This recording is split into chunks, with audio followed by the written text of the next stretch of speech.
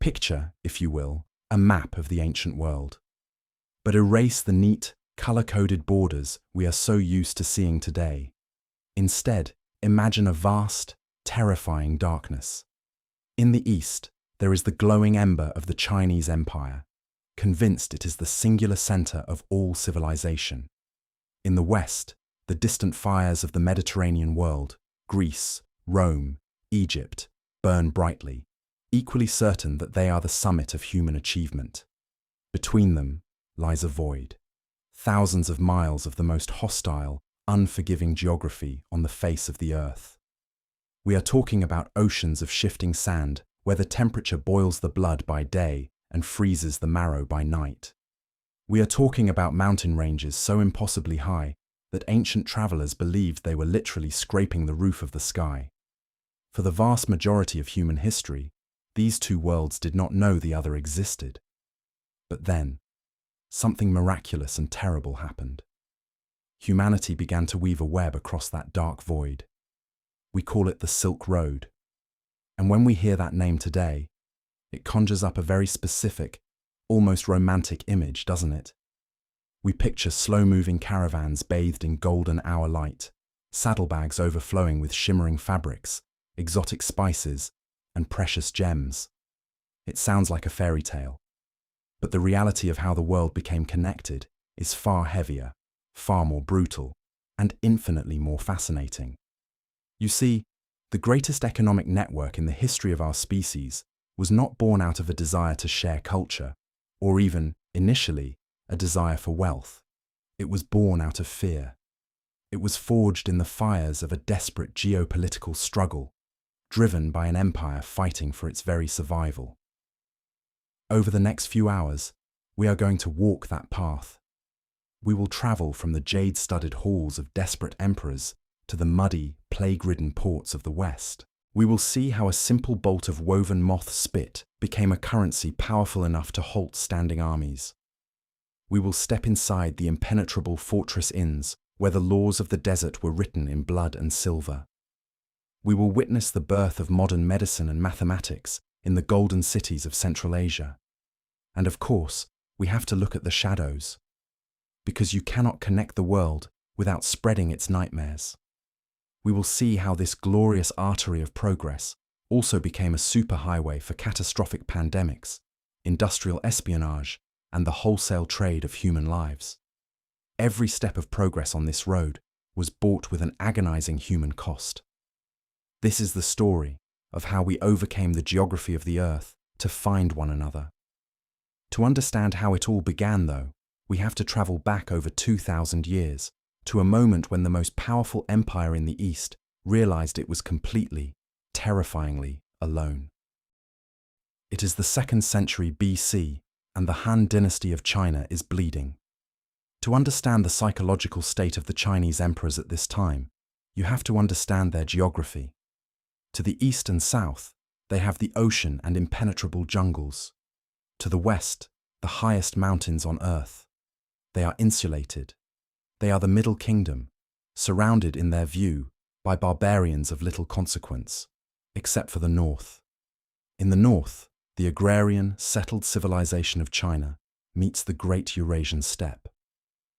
And out of that sweeping sea of grass came a terror they simply could not neutralize, the Xiongnu.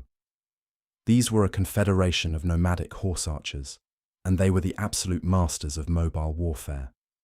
They didn't fight by the civilized rules of infantry lines and sieges. They swept out of the steppes like a hurricane, burned the border towns, looted the granaries, and vanished back into the vastness before the heavy imperial armies could even lace up their armor. For decades, the Han emperors tried to manage this existential threat through a policy called heqin. It essentially translated to harmonious kinship, but let's call it what it really was: extortion. The emperors were forced to send massive annual tributes of grain, gold, and silk to the Xiongnu leaders. And even worse, they had to send Han princesses to be married off to the nomadic warlords. It was a profound humiliation for an empire that viewed itself as the pinnacle of human culture. And the worst part? It didn't even work. The Xiongnu took the bribes, married the princesses, and raided the borders anyway. By the time Emperor Wu takes the throne in 141 BC, he has had enough. He decides to abandon appeasement and switch to total war. But Emperor Wu is a realist. He knows his infantry cannot chase ghosts across the steppe. He needs cavalry, and he needs allies. Intelligence had reached the Han court of another nomadic group, the Yuezhi, who had previously been brutally defeated by the Xiongnu and driven far to the unknown west. The enemy of my enemy is my friend, right? Emperor Wu formulates a grand strategy: find the Yuezhi, form a military alliance, and catch the Xiongnu in a massive continental pincer movement. There is just one massive problem. No one in China knows where the West actually is. They have no maps of it. They don't know what lies beyond the terrible deserts. To pull off this alliance, the emperor needs a volunteer to walk off the edge of the known world. He needs a man of suicidal bravery and unbreakable loyalty. Enter a young palace attendant named Zhang Qian. In 138 BC, Zhang Qian takes the imperial staff, a bamboo pole adorned with yak hair, the physical embodiment of the emperor's authority, and rides out through the western gates with a retinue of about 100 men. They are stepping into a true void, and almost immediately, the mission is an absolute disaster. Barely have they left the shadow of the Great Wall when Zhang Qian and his entire diplomatic envoy are ambushed and captured by the exact people they are trying to destroy, the Xiongnu. Imagine the despair. You are tasked with saving your empire, and on day one, you are a prisoner of your worst enemy. The Xiongnu leader, the Chanyu, doesn't kill Zhang Qian. Instead, he keeps him as a high-value hostage. He gives him a Xiongnu wife. He forces him to live among them, tending sheep on the freezing steppes. 1 year passes, then 5, then 10. 10 years of captivity. A decade. Most men would have broken. Most men would have integrated into the tribe, forgotten their impossible mission, and just tried to survive. But Zhang Qian is a different breed of human being. Every single day of those 10 years, he holds on to the imperial staff. He watches the yak hair fall out, the bamboo weather and crack, but he never lets it go. He is a Han diplomat, and he has a job to do. Eventually, the Xiongnu let their guard down, and Zhang Qian makes a desperate break for it.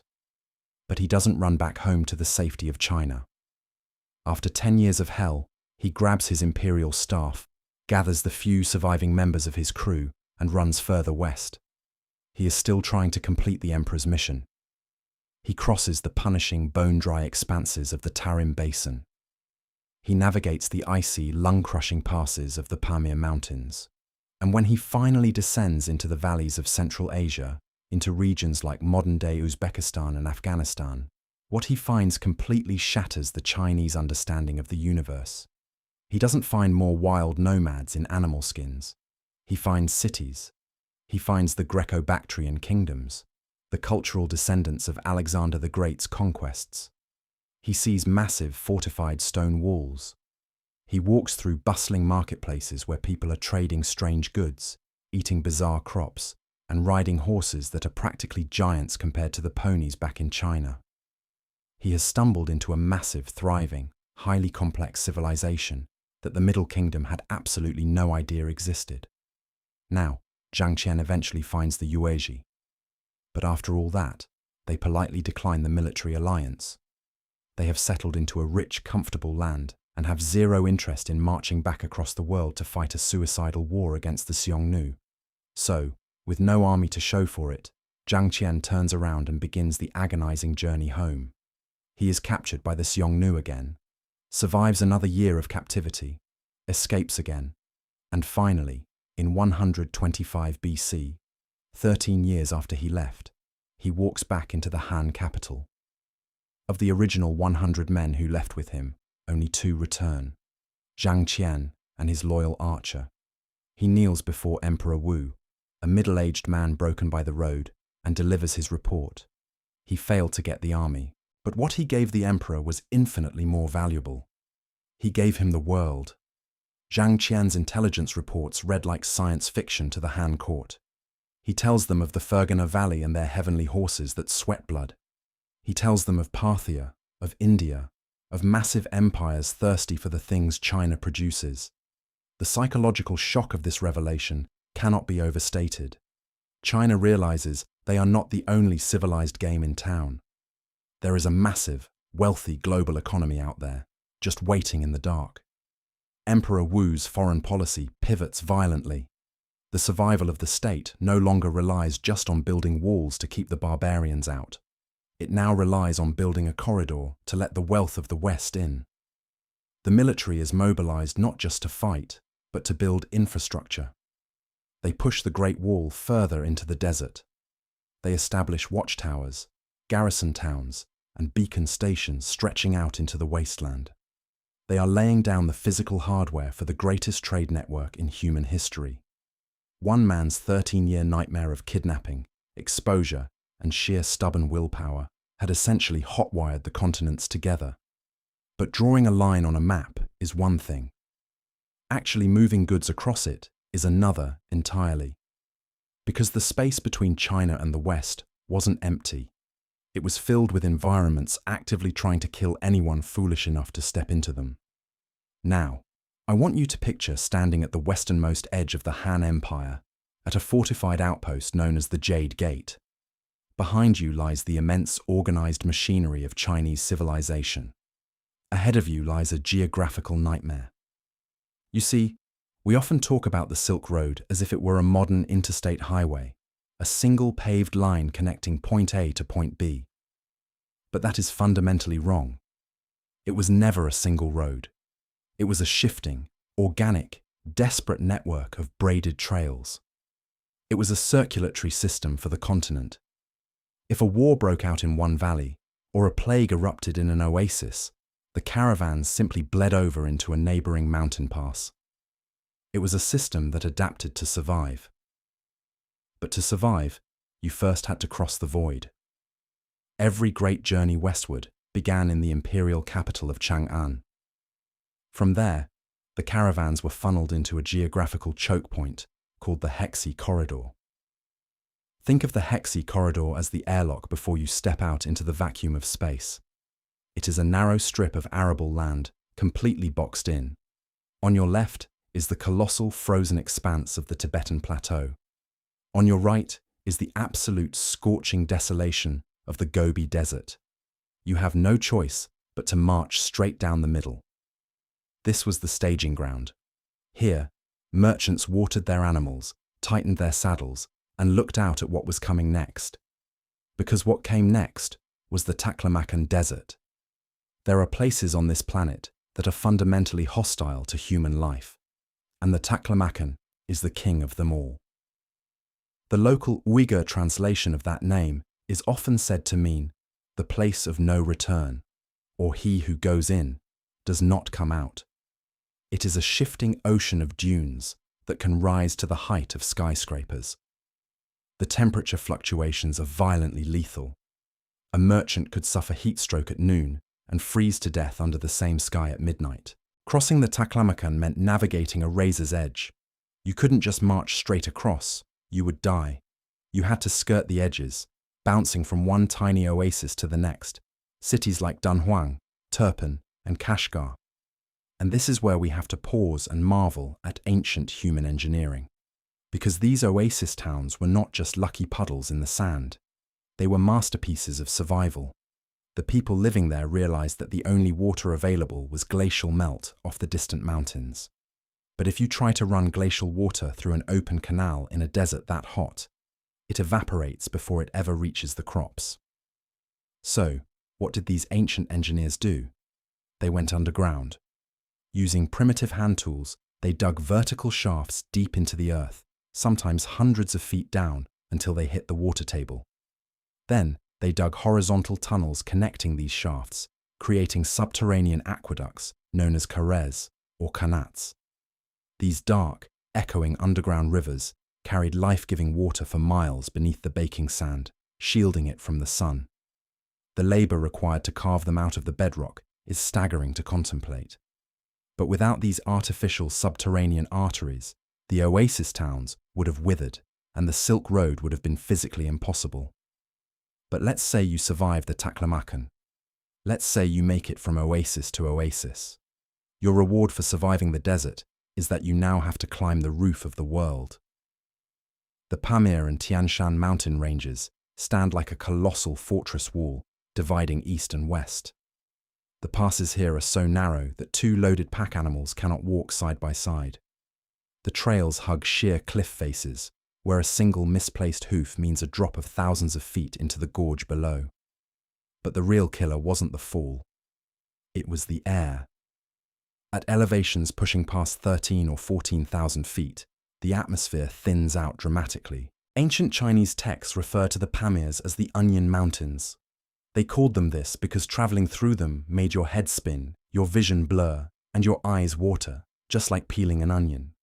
They didn't understand the science of hypoxia, altitude sickness, but they understood its gravity. Men and animals simply stopped walking, sat down in the snow, and never woke up. The trails through these passes were literally marked by the sun-bleached bones of the caravans that had come before. It was an unimaginably brutal ordeal. And because it was so brutal, almost no one ever traveled the entire length of the Silk Road. A merchant from Chang'an wasn't walking all the way to Rome. The distance of 6,000 miles was simply too vast for one human lifetime. Instead, the Silk Road operated like the most grueling relay race ever devised.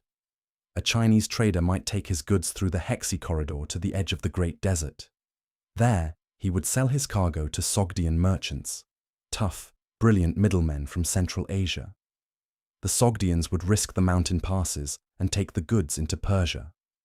Parthian merchants would then buy the cargo, carrying it to the Mediterranean ports, where Roman and Greek sailors would finally load it onto ships for Europe. It was a chain of survival. Every time a bundle of goods changed hands, its price skyrocketed to cover the horrific risk the merchants were taking. But this brings us to a fundamental question. What could possibly compel a sane human being to walk into a desert of no return, or climb a mountain that suffocates you, just to trade? To understand the sheer willpower required to conquer this geography, we have to look inside the saddlebags. We have to look at the unimaginable wealth that made men willing to endure the geography of hell.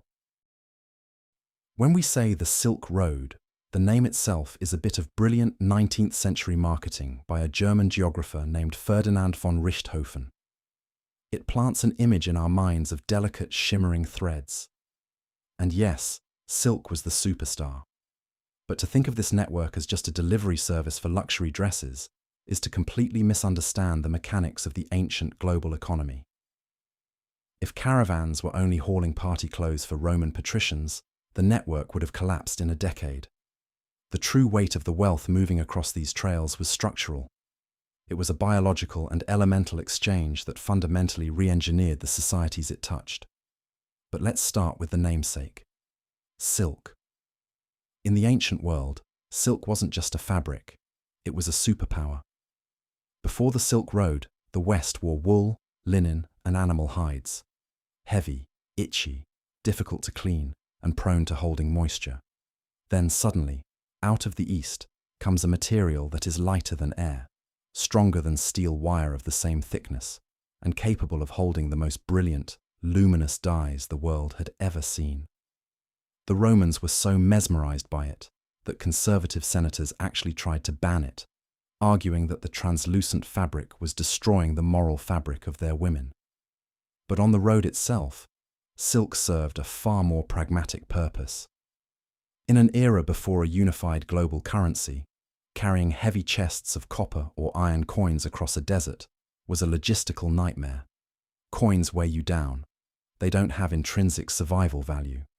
So, bolts of standard width silk became the physical currency of the Eurasian continent. It was the ancient equivalent of the US dollar.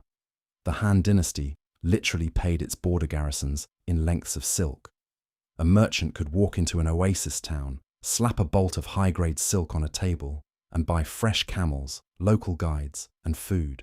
It didn't spoil, it was relatively light, and it held its value whether you were in a Parthian bazaar or a Syrian port. However, what was moving eastward, back toward China, was just as critical to the survival of empires. Remember Emperor Wu and his desperate need to fight the nomadic Xiongnu. His infantry was being slaughtered by the superior cavalry of the steppe. The native Chinese horses were essentially ponies, sturdy, but small and slow. Through the new trade routes, the Chinese finally gained access to the Fergana Valley in modern-day Uzbekistan. And in Fergana, they found what they called the heavenly horses. These were massive, muscular war horses, descendants of the mounts ridden by Alexander the Great's cavalry. They were incredibly fast and possessed immense stamina. The Chinese records state that these horses would literally sweat blood when ridden hard. We know today this was likely due to a specific parasitic nematode living under the horse's skin, which caused minor bleeding when they exerted themselves. But to the ancients, it was proof that these animals were divine, part dragon. Emperor Wu needed these horses so badly that he was willing to bankrupt his treasury and launch massive military campaigns, the War of the Heavenly Horses, just to secure the breeding stock. A single prime Fergana stallion was worth dozens of slaves or mountains of silk. These animals entirely revolutionized Chinese military doctrine, allowing them to finally meet the steppe nomads on equal terms. The trade was also elemental. Take glass, for example. We think of China as the master of ceramics and porcelain, and they were. Their white gold porcelain was so delicate, it was practically translucent, and it commanded fortunes in Rome. But the Chinese were utterly fascinated by Western glass. Craftsmen in the Roman Empire and Alexandria had perfected the art of glassblowing. To a Chinese nobleman, a perfectly clear, symmetrical Roman glass bowl was an object of almost supernatural beauty. Western merchants deliberately kept the manufacturing process a secret, convincing buyers in the East that glass was a rare, natural crystal mined from the earth, artificially inflating its price to astronomical levels.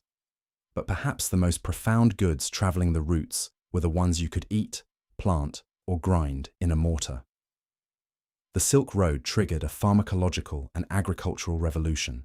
Spices like black pepper from India, cinnamon, clove, and nutmeg weren't just used to flavor food. In a world without refrigeration, they were essential preservatives. In a world without modern antibiotics, they were the cornerstone of medicine. Frankincense and myrrh moved in staggering quantities to fuel the religious temples of a dozen different faiths. Meanwhile, entirely new biomes were being swapped across the mountains. The West got peaches, apricots, and rhubarb. The East received grapes, walnuts, cucumbers, and sesame. It sounds mundane to us today, standing in a modern grocery store, but this botanical exchange permanently altered the diets, the agriculture, and the population limits of entire continents. And then there was paper.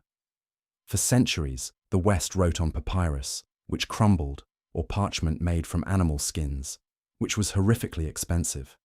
To copy a single book required a herd of sheep.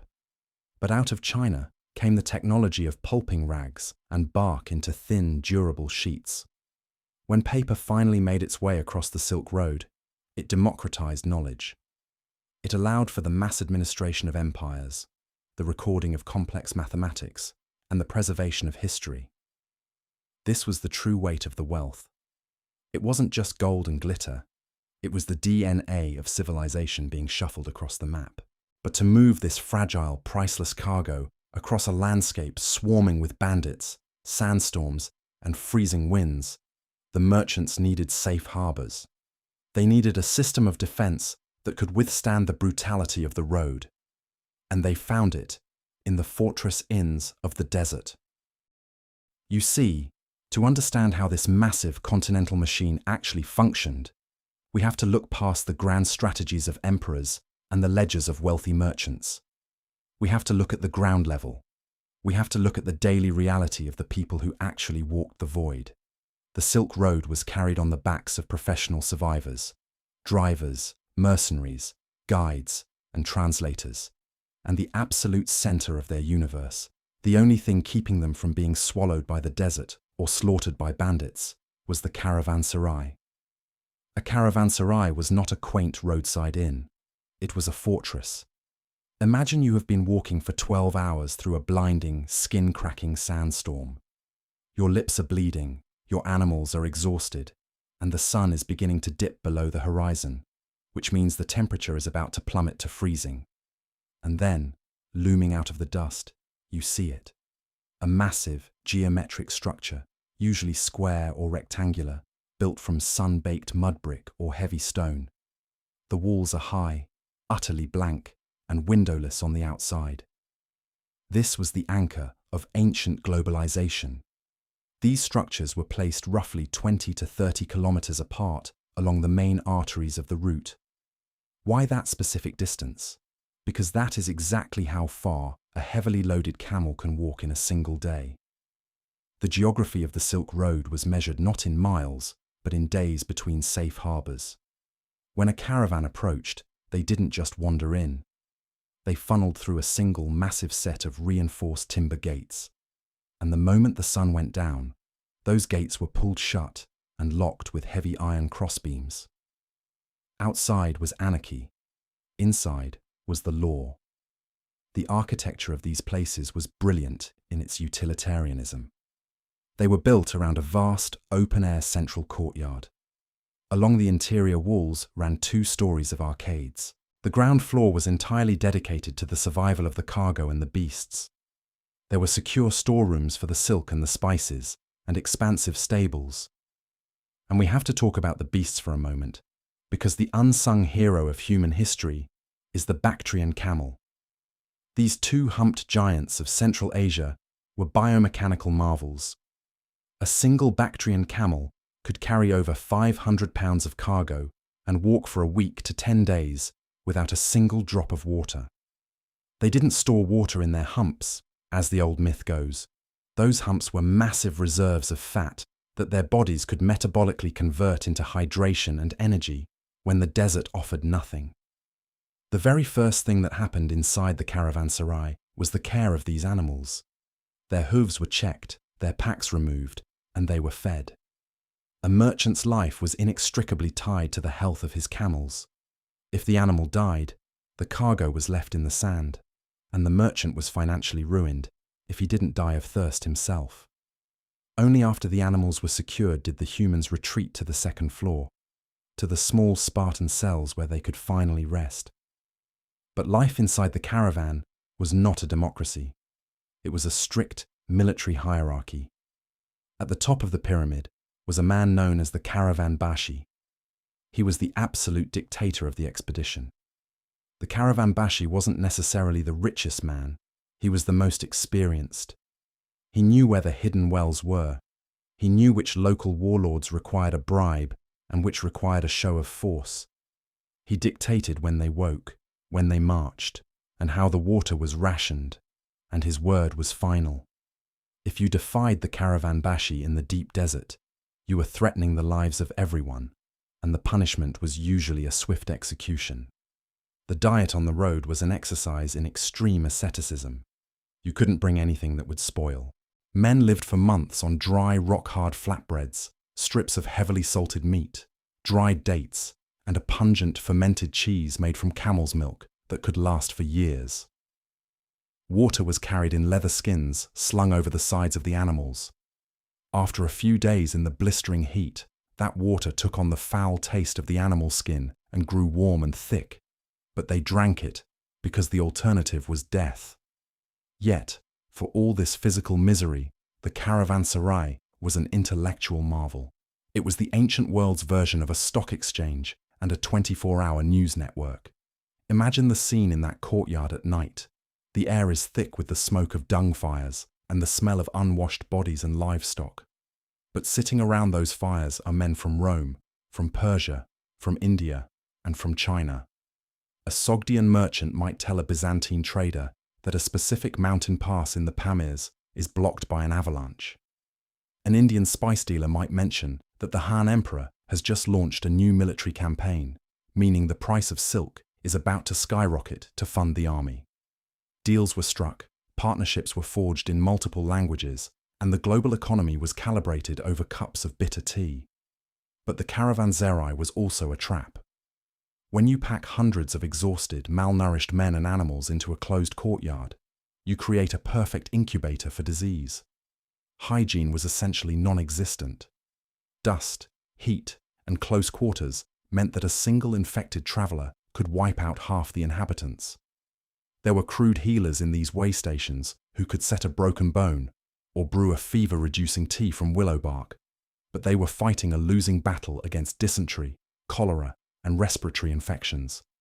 It was incredibly common for a merchant to simply not wake up. The trails between the caravanserais were lined with shallow rocky mounds, the anonymous graves of men who gambled on the road and lost. To keep the system moving, a strict law of hospitality emerged. A traveler usually had the right to 3 days of safe shelter. For those 3 days, you were protected. But on the morning of the 4th day, you either paid for your keep or you were cast back out the gates. This prevented these vital logistical hubs from turning into permanent refugee camps. You would hear a caravan before you saw it. Experienced drivers hung precisely tuned bronze bells around the necks of their lead camels.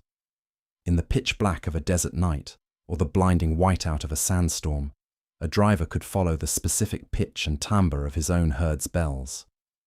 When those bells echoed inside the stone walls of the caravanserai, it meant another day of survival. These brutal mudbrick fortresses were the isolated islands that allowed humanity to cross an ocean of sand. But the men huddled inside them were carrying something far more powerful than spices and textiles. They were carrying the seeds that would rewrite the human mind. It's a strange quirk of human nature that we tend to focus on the things we can touch. We look at the Silk Road and we count the tons of jade, the pounds of pepper, the yards of silk. But the most explosive, the most revolutionary cargo that moved across the Eurasian continent had no physical weight at all. You see, a trade route is really just an information highway, and you cannot move a merchant without moving his mind. Alongside the mercenaries and the merchants, the Silk Road was walked by men in simple robes who had absolutely no interest in profit. They were missionaries, monks, and philosophers. The greatest example of this invisible transit is the spread of Buddhism. Buddhism originated in northern India, and for centuries it was a relatively localized faith. But then, Buddhist monks realized something profound. If you want to spread the word, follow the money. They began to attach themselves to the great merchant caravans heading out of the Indus River Valley and pushing north and east into Central Asia and China. Now, why would a ruthless, profit-driven caravan bashi allow a penniless monk to travel with him and eat his precious rations? Because the road was terrifying. The merchants were rolling the dice with their lives every single day. They viewed these holy men as a form of spiritual insurance. The merchants would sponsor the monks, feed them, and protect them. And in return, the monks would pray for protection from bandits, sandstorms, and disease.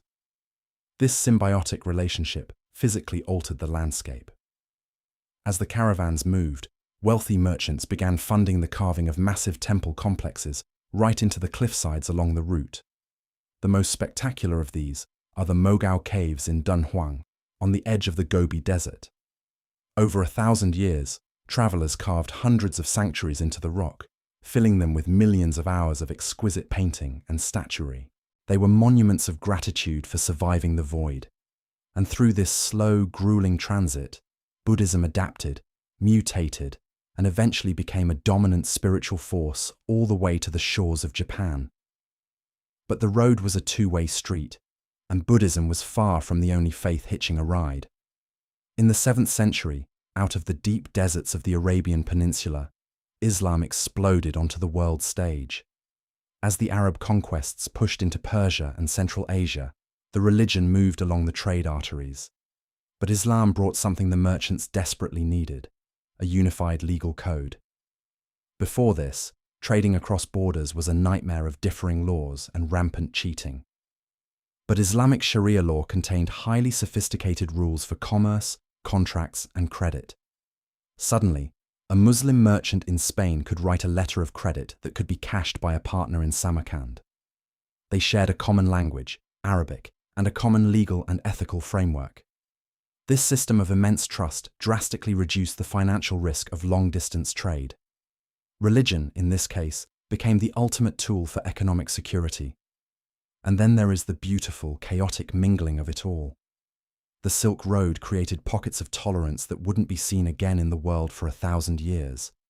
Take the Nestorian Christians. Deemed heretics and exiled from the Byzantine Empire in the West, they simply walked east. They established thriving communities in Persia, in the Central Asian oases, and eventually built churches right in the heart of the Chinese capital of Chang'an. Picture a bustling trading post in the Tarim Basin in the 8th century. On the same street, you could hear the chanting of Buddhist monks, see the sacred fires of Persian Zoroastrians burning in their temples, and listen to Christian priests reciting scripture in Syriac. It was an unprecedented intellectual melting pot. You had entirely new religions forming out of the friction. Manichaeism, an incredibly complex dualistic faith that blended elements of Christianity, Zoroastrianism, and Buddhism, swept across the trade routes and actually became the official state religion of the massive Uyghur Khaganate. Today, it is practically extinct, but for a few centuries, it ruled the steppe. And it wasn't just theology. It was the way humanity looked at the world, physically and scientifically. Perhaps the most startling visual representation of this collision of worlds is something art historians call Gandharan art. After Alexander the Great marched his Greek armies into modern-day Afghanistan and Pakistan, he left behind garrisons of Greek soldiers and craftsmen. Centuries later, as Buddhism moved into this region, the local people wanted to create physical statues of the Buddha. But early Buddhism didn't really depict the Buddha in human form. They used symbols like footprints or a wheel. The Greek craftsmen, however, were masters of human anatomy. So, they applied the classical, muscular, draped aesthetics of the Greek pantheon to Eastern spirituality. The very first human statues of the Buddha looked exactly like the Greek god Apollo, wearing a toga, but with the serene, meditative expression of Eastern enlightenment.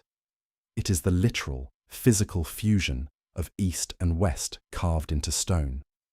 The invisible cargo also included the hard sciences. The mathematical concept of zero and the base 10 numbering system, what we call Arabic numerals today, were actually developed in India. They were picked up by Persian and Arab merchants, translated in the great libraries of the Middle East, and eventually pushed into Europe. Without the Silk Road, European mathematicians would have been stuck trying to do complex algebra with Roman numerals, a task that is practically impossible. Modern physics and computing owe their existence to the dust-covered saddlebags of those caravans. They traded musical instruments, mutating the Persian lute into the Chinese pipa. They traded theories on imperial bureaucracy and statecraft. Every time a caravan arrived in a new city, it didn't just dump textiles onto the market, it dumped a new way of thinking. But as these rivers of thought and wealth flowed back and forth, they began to pool in specific locations. In the heart of Central Asia, far from the oceans, the convergence of this unimaginable wealth and high philosophy triggered an explosion of human achievement.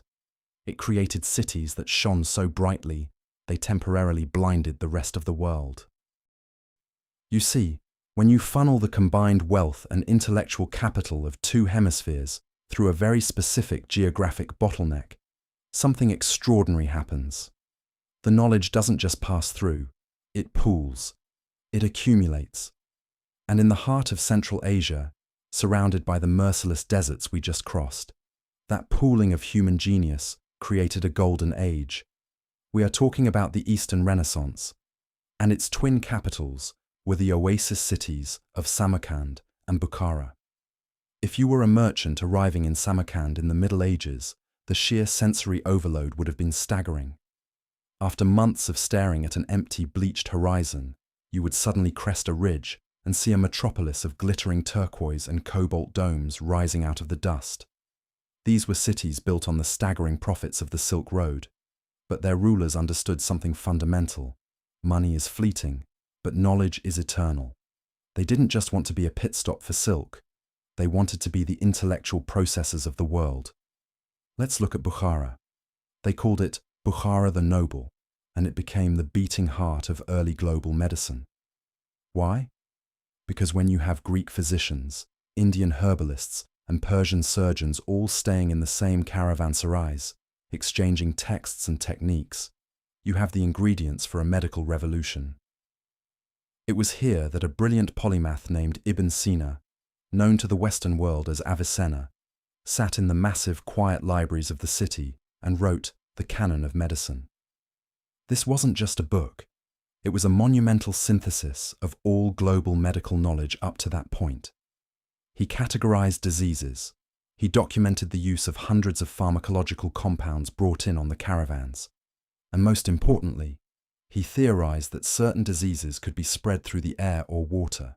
To combat this, he advocated for a 40-day period of isolation for infectious patients, an Arabic term that would eventually evolve into the word quarantine. The Canon of Medicine was so undeniably brilliant that it was translated into Latin and served as the standard medical textbook in European universities for the next 500 years. But if Bukhara was looking inward at the human body, Samarkand was looking outward at the cosmos. The merchants of the Silk Road desperately needed to navigate. A magnetic compass is useless when you need to know the exact time of year to avoid the mountain snows. They needed flawless astronomy. And in the 15th century, the ruler of Samarkand, a man named Ulugh Beg, gave it to them. Ulugh Beg wasn't just a warlord, he was a brilliant mathematician. He used the immense wealth of his city to construct an observatory unlike anything the world had ever seen. The centerpiece was a subterranean sextant, an enormous curved stone trench plunging deep into the earth, aligned perfectly with the meridian. By going underground, he eliminated the distortion of atmospheric light and tremors. By making the instrument massive, nearly 40 meters across, he could measure the angles of the stars with microscopic precision. With this colossal machine, Ulugh Beg and his team calculated the exact length of the stellar year to within a few seconds of our modern, satellite-assisted measurements. They mapped the precise coordinates of over 1,000 stars. Without those star charts, which eventually filtered westward, the later European voyages of discovery across the oceans would have been mathematically impossible. And none of this intellectual explosion would have been recorded without another crucial industry that Samarkand perfected: paper. Remember, the Chinese invented paper, but they kept the process a fiercely guarded secret. When the technology finally bled into Central Asia, the artisans of Samarkand didn't just copy it, they elevated it. They began using the abundant local mulberry trees and a water-powered pounding process to create Samarkand paper. It was incredibly smooth, almost glossy, and resistant to ink bleed. It was the perfect medium for complex mathematical equations, intricate architectural blueprints, and the delicate calligraphy of the Quran. The paper mills of Samarkand fueled the entire Islamic Golden Age. But here is the great structural contradiction of this era. Look at the sky above Samarkand. It is pristine. It is mathematical. It represents the highest, most divine aspirations of the human mind. Now look down at the streets. The ground level is a chaotic, noisy, mud-splattered bazaar. It is entirely obsessed with profit, haggling, and the desperate survival of the flesh. These two worlds seem entirely at odds, but they were absolutely dependent on one another. The pristine astronomy of Ulugh Beg could not exist without the brutal, grimy taxes pulled from the spice merchants. And the spice merchants could not navigate the deserts without the stellar charts calculated by the astronomers. The sublime and the profane were locked in a necessary embrace. But history teaches us a very harsh lesson about wealth and knowledge. When you build a beacon that shines that brightly, it doesn't just attract scholars and merchants, it attracts predators. And the Silk Road was about to unleash predators that would bring the world to its knees. We love the romance of the Silk Road. We love the idea of the brave explorer pushing into the unknown to connect humanity. But the reality is that a connected humanity is a highly vulnerable humanity. The very mechanism that brought the world out of isolation was also a loaded gun pointed directly at its head. The most immediate predators on the road were human. When the great stabilizing empires, like the Han in China, or much later, the Mongol Empire, began to fracture, the road became a nightmare. It shattered into a mosaic of minor warlords and desperate bandit kings. Imagine taking a caravan out of the Tarim Basin. You aren't just worried about running out of water. You are worried about the local governor of a tiny mountain pass who demands a 50% tax on your cargo simply for the right to walk on his dirt. If you refuse, his archers slaughter your animals. If you pay, you might not have enough silver to bribe the next warlord 20 miles down the road. And in the spaces between those warlords were the organized steppe pirates, remnants of broken armies who knew the terrain perfectly and hunted the slow-moving caravans like wolves culling a herd. Extortion became the primary industry of the geography. But the bandits and the corrupt governors were nothing compared to the true apocalypse that rode the Silk Road. Because the caravans didn't just carry silk, and they didn't just carry ideas. They carried biology. For thousands of years, the different populations of the world had been separated by vast geographic barriers. Their immune systems had developed in total isolation. By creating a continuous bridge between East and West, humanity had unwittingly built the perfect delivery system for planetary devastation. The epicenter of this disaster lay high in the Tian Shan Mountains. In these remote, rocky valleys lived a large population of marmots, small, burrowing rodents, and in the blood of these marmots lived a bacteria called Yersinia pestis. For centuries, it stayed isolated in the mountains. But as the trade routes expanded, hunters began trapping these marmots for their valuable fur, which was highly prized in the winter markets of the West. The fleas living on the marmots, carrying the lethal bacteria, jumped onto the pelts. The pelts were bundled into sacks, loaded onto the warm backs of the Bactrian camels, and carried into the crowded, filthy courtyards of the caravanserais. It was the perfect storm. The caravanserai acted as a biological amplifier. The infected fleas jumped from the camel packs to the rats living in the grain stores, and from the rats to the merchants sleeping in the cramped cells above. When a merchant got sick, he didn't stop traveling. He pushed on to the next city, terrified of losing his investment. And so, the bacteria moved at the exact speed of a walking camel, about 20 miles a day, creeping relentlessly westward along the trade arteries. It hitched a ride on the highly efficient Mongol postal system. It moved from oasis to oasis, leaving a trail of suffocating, agonizing death in its wake. By the mid-14th century, this microscopic predator reached the shores of the Black Sea, arriving at a Genoese trading port called Kaffa. The city was under siege by a Mongol army. But the Mongol army was dying, not from arrows, but from the terrifying disease they had carried with them from the steppes. In one of the earliest and most horrific acts of biological warfare, the dying Mongol soldiers were loaded onto catapults and flung over the city walls. The panicked Italian merchants fled Kaffa on their galleys, sailing back toward the Mediterranean. But they brought the rats and the fleas with them. When those ships docked in Sicily and Genoa, they unleashed the Black Death upon Europe. Within a few short years, Yersinia pestis would exterminate nearly half the population of the European continent. It collapsed economies, destroyed generations of knowledge, and fundamentally altered the trajectory of Western civilization. This is the ultimate, terrifying contrast of the Silk Road. The global trade network was designed to enrich humanity, to bring us spices to preserve our food, and medicines to heal our sick. But that exact same network became the Grim Reaper's scythe. The price of our global connection was a vulnerability that nearly drove our species to extinction. The Black Death proved that the world was now physically, inextricably linked. But even as empires reeled from the demographic collapse, they realized something else. If the roads could bring invisible death, they could also take away their most valuable lifeblood, their technological secrets. And so, the governments of the ancient world engaged in a desperate shadow war to protect their monopolies. The Silk Road was about to become the stage for the greatest era of industrial espionage in human history. You see, we tend to think of industrial espionage as a modern phenomenon. We picture the Cold War, microchips, and satellites. But the Silk Road hosted the very first global shadow war. It was a centuries-long intelligence operation defined by the desperate theft of state-sponsored technologies.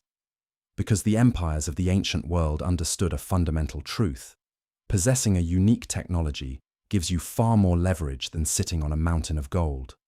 And the most fiercely guarded military-industrial secret of the ancient world was, without a doubt, the manufacturing of silk. For nearly 3 millennia, the Chinese Empire held an absolute, unbreakable monopoly on this process. To them, silk wasn't just a textile, it was the foundation of their foreign policy and their economy. The imperial decree was absolute. Anyone caught attempting to smuggle the eggs of the Bombyx mori, the domesticated silkworm, or the seeds of the white mulberry tree out of the empire would face a horrific, agonizing execution. The border checks were incredibly intense. As caravans prepared to leave Chinese territory, imperial guards would search every saddlebag, tear apart every bale of tea, and even inspect the clothing and hair of the merchants. It seemed impossible that the secret could ever leak. But history is full of beautiful ironies. The most heavily fortified borders in the ancient world were breached not by siege engines, but by a woman's hairpin. Consider the legend of the princess who was sent west to marry the ruler of Khotan, an oasis kingdom on the edge of the desert. She was a woman accustomed to the absolute pinnacle of luxury, and the thought of living the rest of her life without the comfort of silk was too much to bear. She committed an act of staggering treason. She concealed the tiny, fragile eggs of the silkworm, along with the seeds of the mulberry tree, deep within the elaborate, towering folds of her royal headdress. When she reached the border crossing, the guards, terrified of offending a member of the imperial bloodline, bowed their heads and let her pass without a search. Just like that, the absolute monopoly cracked. Khotan began to weave its own silk, but a far more devastating blow to Eastern dominance came in the 6th century, driven by sheer economic desperation. The Byzantine emperor, Justinian I, was bleeding his treasury dry to buy silk from Persian middlemen. He realized that this reliance on a hostile foreign power was an unacceptable threat to his national security. So, he launched one of the most audacious covert operations in history. Justinian recruited 2 Nestorian Christian monks who had lived in the East and understood the entire life cycle of the silkworm. He sent them deep into hostile territory disguised as simple, impoverished pilgrims. For years, they studied the process. When it was time to escape, they didn't hide the worms in their clothes. They took hollow bamboo canes, the kind used as walking sticks, and carefully packed them with living silkworm eggs. They walked thousands of miles, leaning on those canes, smiling at the border guards, and carrying the total destruction of the Eastern silk monopoly right in the palms of their hands. When they finally presented those hollow sticks to Justinian in Constantinople, in the year 552 AD, they birthed the European silk industry. Yet, as dramatic as the theft of silk was, the theft of another technology permanently altered the intellectual axis of the globe. In the year 751 AD, the expanding Abbasid Caliphate collided with the Tang Dynasty of China at the Battle of Talas, near the borders of modern-day Kyrgyzstan.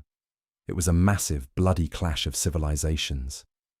But the true prize of that battle wasn't the rocky territory they fought over. The prize was a handful of terrified Chinese prisoners of war. These men weren't generals or nobles. They were craftsmen. They understood the complex chemical and mechanical process of pulping bark and rags into paper.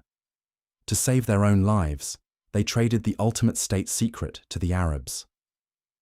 Within a generation, the first paper mills outside of China were constructed in Samarkand. It was an intellectual earthquake.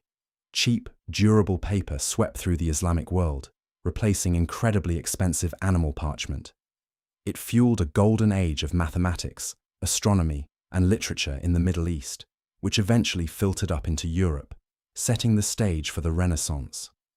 This was the great game of antiquity. Agents hunted the secrets of Damascus steel, trying to figure out how Middle Eastern blacksmiths forged blades that could slice through falling silk. Spies risked their lives to smuggle tea bushes out of the guarded terraces of the East. Here is the great contrast of this era. Empires built colossal walls and raised armies of hundreds of thousands of men to protect their borders, only to be completely undone by a few seeds hidden in a traveler's hair or a hollow piece of bamboo. The Silk Road proved that human knowledge is like water. You can dam it up for centuries, but eventually it will always find a crack. It will always flow downhill. But for all the drama, the spies, the plagues, and the wealth, the overland network was living on borrowed time.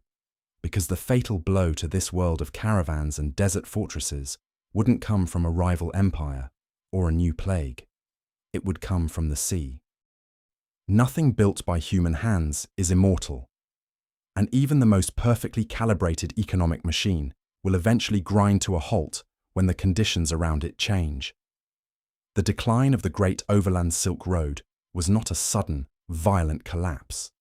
It was a slow, agonizing starvation, and it was brought about by a combination of political fragmentation and an astonishing leap in human technology. For the overland routes to function, they required immense geopolitical stability.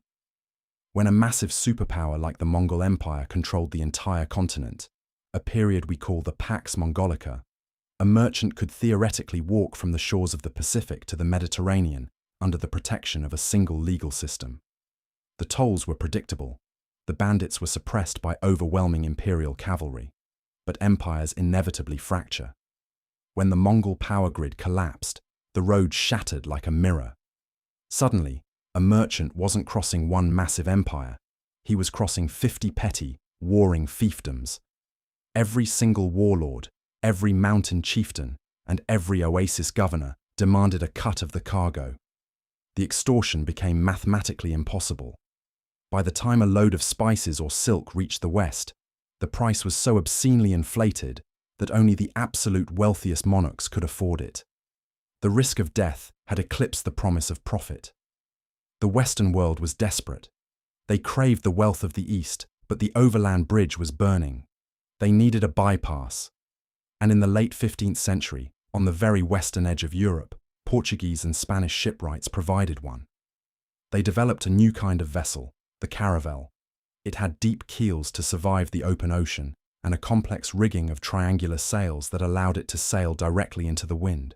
When navigators like Vasco da Gama successfully rounded the Cape of Good Hope at the southern tip of Africa and sailed directly into the Indian Ocean, the world changed forever. Let's look at the brutal economic math of this transition. A large, heavily guarded caravan of 500 Bactrian camels could carry a tremendous amount of wealth. But they moved at a crawl. They had to be fed, watered, and rested. They had to pay tolls at every pass. Now, imagine a single, wooden, European galleon. That one ship, powered entirely by the free energy of the wind, could carry the exact same amount of cargo as those 500 camels. It required a fraction of the human crew. It didn't need to drink from subterranean wells, and most importantly, the open ocean had no warlords demanding a 50% tax. The maritime journey was faster, vastly cheaper, and once the navigational charts were perfected, significantly safer from human interference. The economic gravity of the entire planet instantly shifted. The great continental heartland of Eurasia, which had been the center of the human universe for a millennium, was suddenly bypassed. The oceans, which for thousands of years had been viewed as terrifying, impassable barriers, became the new superhighways. The tragedy of this shift is profound. The triumph of the European age of discovery was the apocalypse for Central Asia. Imagine being a merchant in the grand city of Bukhara or Kashgar in the 16th or 17th century. Your ancestors built an empire on the flow of goods through your city gates. But year after year, the bells of the camel caravans grow quieter. Fewer merchants arrive. The gold stops flowing. Without the colossal profits of the transit trade, the oasis cities could no longer afford to maintain the massive, complex underground irrigation canals. The water stopped flowing. The great observatories, where men once measured the exact tilt of the earth, fell into disrepair and crumbled. The sprawling caravanserais, those brilliant fortresses of survival, were slowly buried by the shifting sands of the Taklamakan. The cities didn't vanish entirely, but they shrank. They became isolated, provincial towns, cut off from the global bloodstream. The grand dialogue of humanity had moved to the coastal ports, to places like Lisbon, London, Amsterdam, and the coastal cities of China. The world had become a maritime planet. The great inland trails were abandoned to the wind and the snow. The men who conquered the mountains and the deserts faded into myth. But geography is a patient thing. The shortest distance between the east and the west was still that great, terrifying overland void. The road was dead, yes, but it was only sleeping under the sand, waiting for humanity to invent a new kind of beast that could wake it up. But geography is an incredibly patient thing. You can ignore a desert for 300 years. You can bypass a mountain range, but you cannot move them. The physical reality of the Eurasian continent remained exactly as it was when Zhang Qian first walked into the void. The shortest distance between the extreme east and the extreme west was still overland. The ancient arteries were dead, yes. The caravanserai were crumbling back into the mud. But the Silk Road was really only sleeping. It was waiting for humanity to invent a beast powerful enough to conquer the geography once and for all. It was waiting for steel, and it was waiting for steam. In the late 19th and early 20th centuries, we see the first great tremors of the road waking up. The Russian Empire pushes the Trans-Siberian Railway across the frozen taiga. For the first time in human history, the agonizing mathematical equation of overland travel was broken. A journey that would have taken a Bactrian camel a year to survive, bleeding and freezing, could suddenly be done by a steam locomotive in a matter of weeks. The iron horse didn't need to drink from subterranean wells, and it didn't tire in the thin air of the mountain passes. But the true resurrection of the Silk Road, the full realization of its ancient ghost, is happening right now, in the 21st century. Today, we call it the Belt and Road Initiative.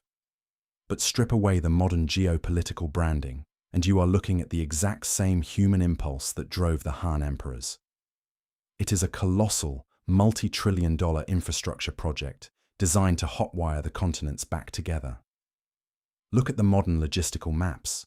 The routes are almost perfectly superimposed over the ancient trails. Today, a freight train leaves the eastern Chinese manufacturing hub of Yiwu, heavily loaded with cargo. It travels through the Alatau Pass, cuts across the sweeping steppes of Kazakhstan, rumbles through Russia and Eastern Europe, and arrives at the railway depots of Madrid, Spain. Do you know how long that journey takes today? 14 to 15 days. It is faster than the massive container ships navigating the oceans, and it is infinitely safer than the ancient caravans. The old oasis towns in Central Asia, places that spent centuries dying in the dust, are suddenly exploding back into life. They aren't building mudbrick walls to protect camels anymore. They are building massive dry ports, automated logistical hubs where giant cranes shuffle steel shipping containers from one rail gauge to another. The cargo has changed, of course. We aren't moving bales of silk to pay soldiers, and we aren't moving spices to hide the taste of rotting meat. The modern steel caravans are carrying lithium-ion batteries, electric vehicles, and precision microchips. And perhaps most importantly, they are carrying entirely new forms of energy and information.